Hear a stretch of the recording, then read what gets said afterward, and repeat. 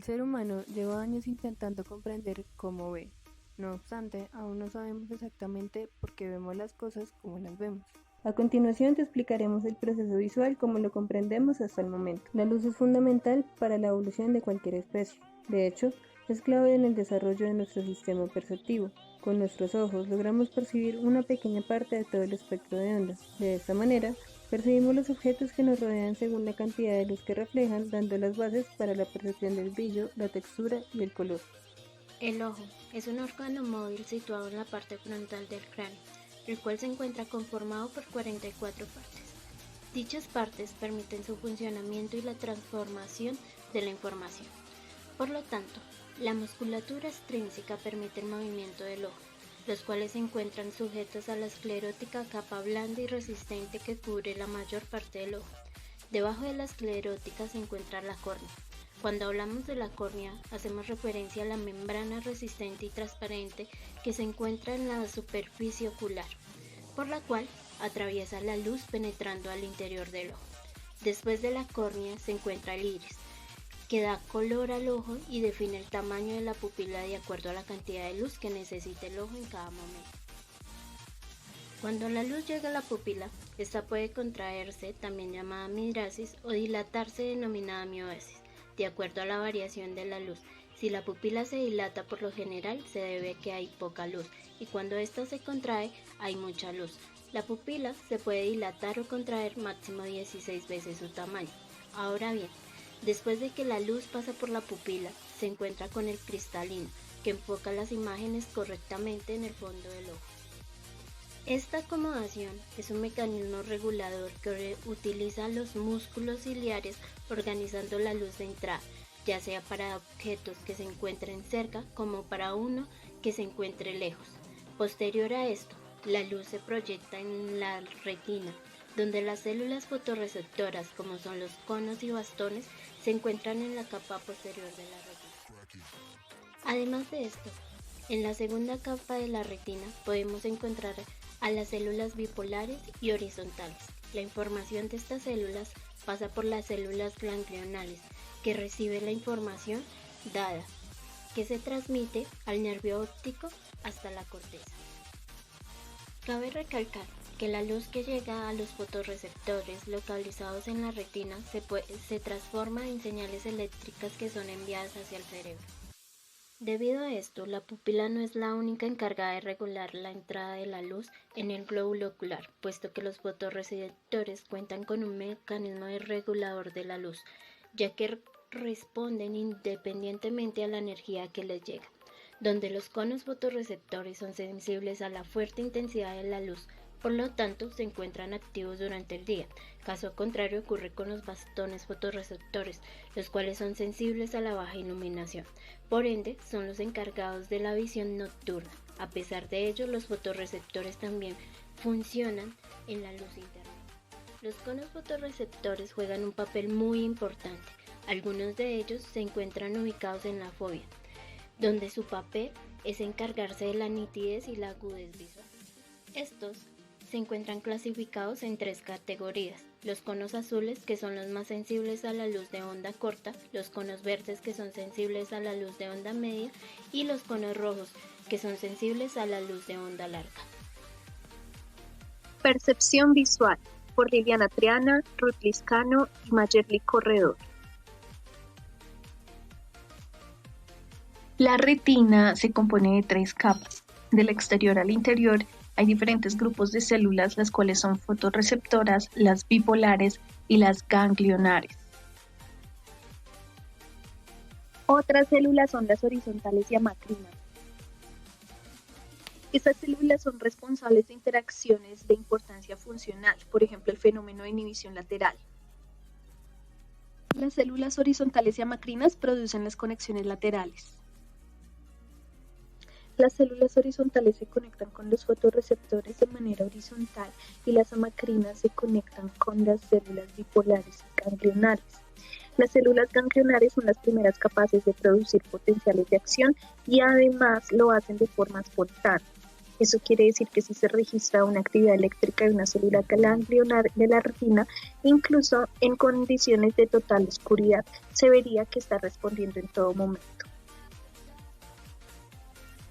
Sin embargo, estas respuestas espontáneas son diferentes de las que se obtienen si se estimula específicamente con un punto luminoso en la parte del mundo que una neurona ganglionar codifica, es decir, en su campo receptivo. El campo receptivo es la parte del campo visual que detecta o ve una neurona del sistema visual. A esta zona tiene que llegar la luz para que la neurona sea estimulada. Cuando la luz incide directamente en el centro del campo receptivo de una neurona ganglionar, la tasa de disparo aumenta, mientras que cuando el punto de luz se aleja de su centro, la tasa de disparo disminuye. Una célula ganglionar puede enviar diferentes mensajes al cerebro acerca de un punto con cierta intensidad, en función de que la luz incida o no en su campo receptivo.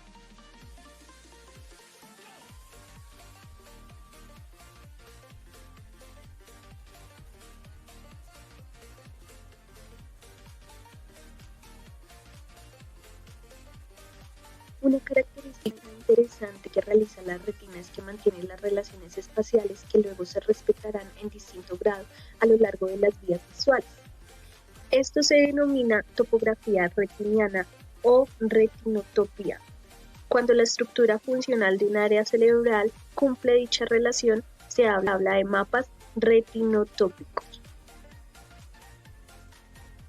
Los dos sistemas de células ganglionares retinianas son los de tipo M y tipo P, pero también existen unas muy pequeñas que se denominan tipo K y estas representan el 10% de las células ganglionares. La visión es más que un rayo de luz que llega a la retina, partiendo del hecho de que el ojo es un órgano demasiado complejo, pero aún así ningún ser humano ve solo con los ojos. Para ver, se hacen indispensables estructuras cerebrales que compilan la información que sale de la retina, dado que la información visual, después de ser procesada por la retina, sale del glóbulo ocular por medio de los axones de las células ganglionales, llegando al cerebro. Para esto, se requieren de diferentes estaciones que transforman la información que se lleva. Estas operaciones de transformación son necesarias, puesto que la retina proyecta la imagen al revés, de manera bidimensional y distorsionada. En cambio, el cristalino enfoca la imagen. Por ende, por múltiples transformaciones a lo largo de la vía visual, se compila toda esa información recopilada. Aunque anteriormente hemos hablado de las células ganglionales, profundizaremos un poco más en este tema, puesto que aunque las células ganglionales son las encargadas de transportar la información de la retina al cerebro, también son las últimas responsables del procesamiento de la retina, donde axones de las células ganglionales viajan por medio del nervio óptico, abandonando la retina por medio del disco óptico. Al momento de que los axones salen, se genera un punto ciego que se llena por información captada de los receptores. Debido a esto, se dice que los hombres no suelen ver lo que hay en la retina. La información visual que sale por el disco óptico recorre diferentes caminos. Sin embargo, el 50% de la información se suele cruzar en el quiasma óptico, el cual es una región del cerebro en donde se une el nervio óptico del ojo derecho tanto con el nervio óptico del ojo izquierdo. Cuando los axones de las células ganglionales atraviesan el quiasma óptico, llegan al tracto óptico, que se encuentra conformado por dos grandes rutas que permiten que viaje la información. La información del tracto óptico llega al núcleo geniculado lateral. En los humanos, este núcleo se sitúa en el tálamo de ambos hemisferios y se divide en 6 capas. Cada capa recibe información de un solo ojo. Las capas 2, 3 y 5 reciben la de un ojo, es decir, ipsicelular, las restantes del otro, es decir, contralateral.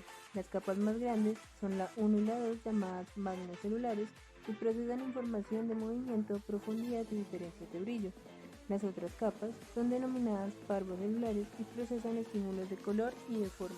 Además, cada capa contiene la representación de la retina o mapa retinotípico que se forma a partir de la transmisión de información de las células ganglionares a las células geniculares de manera topográfica. El cerebro humano tiene diferentes vías para transmitir la información visual de un lado a otro. Estas son las vías tectopulvinar, la geniculostriada o visual primaria, la ventral y la dorsal. La vía tectopulvinar conecta las células ganglionares de la retina con el colículo superior y a partir del núcleo pulvinar del tálamo envía información a otras partes de la corteza. De esta manera dispone de un mapa receptivo retiniano y por lo tanto interviene en procesos motores. La vía geniculostriada o visual primaria comunica las células del núcleo geniculado lateral y la corteza visual primaria. Esta comunicación se da a través de dos vías específicas, la vía magnocelular y la vía parvocelular, y da lugar a la visión binocular. La vía ventral o vía del qué desciende hasta terminar en la corteza del lóbulo temporal inferior y permite la identificación y el reconocimiento de objetos.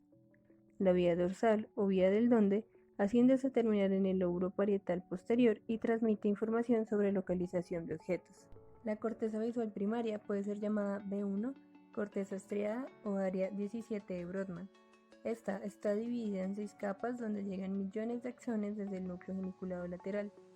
Cuando dicha información llega a B1, se divide en columnas de la corteza específica de cada ojo según la estimulación de un área determinada de la retina y por lo tanto mantiene las relaciones topológicas de la retina, es decir, los mapas retinianos.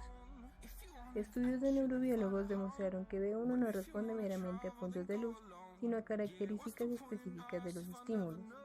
Algunas células tienen una actividad máxima por una determinada orientación o posición del estímulo, mientras otras son sensibles a la longitud de la barra de luz o son selectivas bien sea al tamaño o bien al movimiento. Las células de B1 se dividen en simples y complejas y ambos tipos responden a señales provenientes de ambos ojos, es decir, son binoculares. Algunas células se excitan más con un ojo específico, mientras que otras se excitan por igual. En el procesamiento talámico y cortical se da la vía ventral, que se denomina como visión para la representación o ruta del qué. En él interviene el procesamiento de las características físicas de los objetos, por ejemplo, la identificación de la forma y el color. La otra vía, dorsal o de visión para la acción, es la responsable de la localización de los objetos y determina el dónde, y debido a su especialización en el procedimiento del movimiento, computa características como la velocidad y las relaciones espaciales entre los objetos en movimiento en la escena visual. Las neuronas de la vía ventral disparan específicamente durante el reconocimiento de objetos, en particular con respecto al procesamiento del color, la textura o la forma, mientras que las de la vía dorsal lo hacen selectivamente con respecto a la dirección y a la velocidad del movimiento. La vía dorsal en la corteza parietal posterior y la vía ventral en la región temporal inferior se encuentran interconectadas y ambas se proyectan hacia el surco temporal superior. Allí las neuronas con especificidad para el reconocimiento de objetos se encuentran con otras específicas para el procesamiento del movimiento, permitiendo la unidad y la cohesión de la percepción de un objeto que puede ser reconocido y percibido en movimiento al mismo tiempo. El modelo del mundo que se genera en el campo receptivo está en constante acción, por lo que se debe estar basado en un sistema plástico y dinámico del procesamiento que permita la continua integración de la nueva información visual. La percepción visual requiere un procesamiento de la información que se realiza por al menos dos tipos de mecanismos. El procesamiento bottom-up captura las características físicas de los estímulos y las utiliza como guía para la construcción de perceptos. La percepción es un proceso fundamentalmente de tipo bottom-up, en el cual la información sensorial se analiza en una sola dirección, desde los datos sensoriales hacia el análisis más complejo. En el procesamiento top-down, las ideas y la experiencia previa guían la percepción y el procesamiento que se hace de la información visual. Así que las expectativas o pensamientos que estarían arriba influyen sobre los datos sensoriales, lo que viene de abajo, pudiendo incluso determinarlos o alterarlos. Ambos tipos de procesamiento, top-down y bottom-up, ocurren en paralelo y muestran la complejidad del entramado cerebral dedicado a la percepción visual. La construcción y la percepción de la información visual necesitan de ambos mecanismos, así como de un intercambio dinámico con el ambiente. La percepción se encuentra lejos de ser solo el estímulo de los sentidos. puesto que se encuentra ligada a la realidad de cada individuo, incluso cuando el sujeto sabe que lo que ve no es la realidad física, partiendo del hecho de que esto está asociado con toda la información previa que posee el individuo, determinando la definición del objeto. No obstante, no habría un proceso de percepción si no hubiese un estímulo que provoque la activación de la retina. Debido a esto, se puede definir la percepción como una acción cognitiva del glóbulo ocular, producida por un elemento o un estímulo, donde se genera una búsqueda constante para obtener la mejor interpretación, donde interviene el brillo, el color, el movimiento y la forma del objeto. Ahora bien, el brillo es un atributo de la sensación visual, por el cual el estímulo se puede ver con un nivel de intensidad. La percepción de este depende de la combinación de la luminosidad, teniendo en cuenta las experiencias anteriores que haya tenido el usuario. Por ende, el brillo juega un papel muy importante al momento de distinguir un objeto. La percepción de un objeto empieza con la luz, que llega a los ojos y culmina en una intensa experiencia visual. El brillo es uno de los atributos más importantes para percibir el mundo. En un principio podría pensarse que el brillo mantiene una relación directamente proporcional con la intensidad de la luz que refleja un determinado objeto. Sin embargo, esto no siempre es así. En primer lugar, interviene la cantidad de luz efectiva que incide en una superficie a la que se denomina luminancia. La luminancia es la que emerge de una superficie en una dirección determinada y se expresa en candelas por metro cuadrado. Es la magnitud física que se relaciona más con el brillo percibido. El brillo es una dimensión perceptiva que no corresponde directamente con la luminancia. La percepción del brillo depende de las infinitas combinaciones de la luminancia y también de las experiencias empíricas de las interacciones anteriores con los estímulos. La percepción del brillo parece ser una construcción dinámica, que tiene en cuenta también el conocimiento de experiencias empíricas pasadas. Es más eficaz responder a las fuentes de luminancia del mundo y su interacción que a una intensidad de luz específica, sin tener en cuenta el contexto donde está insertada. La percepción del movimiento sirve para detectar, segregar, guiar e identificar un objeto móvil. Detectar el movimiento es ciertamente una capacidad muy importante para la supervivencia. La percepción sucede de manera continua, a pesar de que las células de la retina disparan de forma discreta. Para percibir un objeto en movimiento, las células ganglionares de la retina son intensificadas por la presencia de un objeto. Estas transmiten la información correspondiente a la zona cortical retinotópica y es el pico de la activación cortical el que registra la posición del objeto. Sin embargo, si el objeto está en movimiento, ese registro difiere de una nueva posición real del objeto en el mundo físico y por esa razón no está de acuerdo con las coordenadas actuales de la zona cortical retinotópica. Por otra parte, la capacidad de percibir formas a partir del movimiento se relaciona con la capacidad de reconocimiento del modo de andar de las personas. Esta capacidad depende de una región de la corteza ubicada en el margen ventral del extremo posterior del surco temporal superior. El mundo físico no tiene color. El color que conocemos proviene de tres atributos: tono o matiz, saturación y brillo. El tono o el matiz posibilita la distinción entre dos colores. La saturación corresponde al grado de mezcla con el blanco. Por ejemplo, un color rosa sería un rojo con poca saturación. Estos atributos se dan a los objetos según la captación de diferentes frecuencias de radiación electromagnética. Al respecto se han postulado dos teorías. La psicofísica hace referencia a la teoría tricromática, es decir, las sensaciones de color se fundamentan en rojo, verde y azul. La fisiológica se basa en tres tipos de conos sensibles a diferente longitud de onda. Así, los conos C o azules tienen sensibilidad máxima a las ondas cortas, los M o verde a ondas medias y los L o rojos a ondas largas. No obstante, algunas combinaciones de color son imposibles. Esto se plantea en la teoría de los procesos oponentes. En el siglo XX se conciliaron las teorías mencionadas en dos fases. En la primera se activan los tres receptores en la retina y luego se hace una codificación en términos de procesos oponentes. Cabe resaltar que la percepción del color depende del contexto. Así pues, pueden ocurrir dos fenómenos, el contraste y la constancia. Por un lado, el contraste consiste en dos estímulos con la misma longitud de onda que al encontrarse con otros colores parecen diferentes. Por otro lado, la constancia corresponde a estímulos de diferente longitud de onda pero parecen el mismo por el contexto. Para que un ser humano vea, realiza una codificación neuronal de la información que entra. Este proceso se efectúa de manera rápida al identificar las formas geométricas del objeto. Dadas por las características de las líneas que lo componen, puede asemejarse a la información que ya posea el individuo, teniendo en cuenta que el ser humano estructura la información visual del mundo decodificando una forma compleja a partir de formas simples. Además de esto, cada neurona se encuentra especializada para analizar una característica en específico del objeto, donde pueden trabajar de manera independiente o dependiente. Dichas neuronas se encuentran en diferentes zonas de la corteza visual. Algunas de estas son la corteza occipital, que realiza la percepción de la forma de un objeto completo, o una sección de la corteza parahipocampal, que permite el reconocimiento de caras, objetos y escenas a partir de la decodificación de estos. Sin embargo, cabe resaltar que la lesión de algunas de estas áreas de la corteza visual puede provocar agnosia visual, lo cual es no poder reconocer un objeto, aunque el glóbulo ocular o la memoria no se encuentre afectada.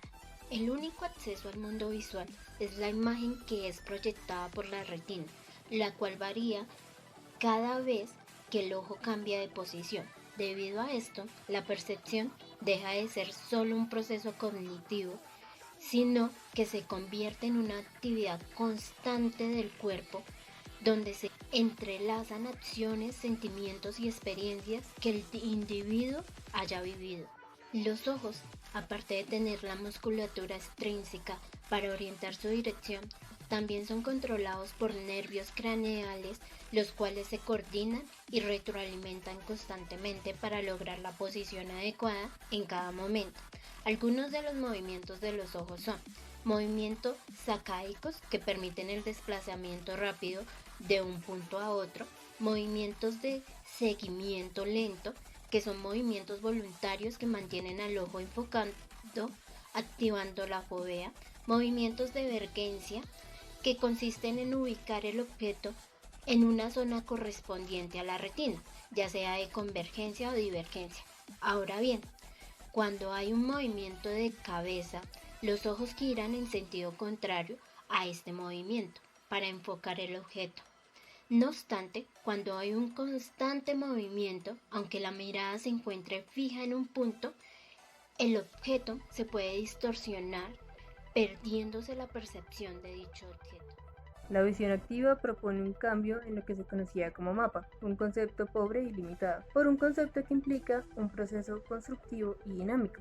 Un observador conoce un entorno al interactuar activamente a través de él y capturar información que percibe en su campo visual. Al ocurrir en el tiempo, es preciso que el observador tenga estrategias para integrar la información recibida de su conducta motora, sus otros sentidos y las imágenes capturadas. Además, debe integrar otros factores como sus experiencias pasadas, su motivación y su comprensión del mundo. El desarrollo del sistema visual en los humanos depende de gran parte de la cantidad y calidad de los inputs que recibe en épocas tempranas. La visión sufre un desarrollo importante en la temprana infancia, especialmente el primer año, para permitir adaptarse a las exigencias perceptivas del mundo adulto. La capacidad de detención de contrastes altos es otra función que se vuelve más aguda en la primera infancia y mejora sustancialmente para las frecuencias espaciales bajas en las primeras 10 semanas de vida. De hecho, hacia los 8 años la sensibilidad al contraste alcanza niveles similares a los de los adultos. La percepción del color en sus tres longitudes de onda, corta, media y larga, también manifiesta variaciones evolutivas según los fotorreceptores implicados, pero todos están en funcionamiento desde el nacimiento del bebé, quien puede hacer diferenciaciones cromáticas a partir de las 6 y 8 semanas de vida. La mayor parte de las diferencias entre el sistema visual de un adulto y de un bebé parece que se debe a la forma, el tamaño y a la distribución de los conos en la retina. ¿Cómo es la percepción visual en los recién nacidos y en los bebés? Es una pregunta que atrae la atención de muchos estudiosos. En las últimas décadas se ha demostrado que un recién nacido posee ciertas competencias de forma innata y que por lo tanto vienen preparados al mundo. La visión de un bebé se caracteriza por ser organizada, tener preferencias sistemáticas, constancia visual, detección de patrones, entre otros. Por ejemplo, a los 3 meses un bebé percibe contornos subjetivos. Los bebés aprenden rápidamente asociaciones intermodales que le permiten explorar de manera más eficaz. A los 3 meses ya asocian la voz de la madre con el rostro.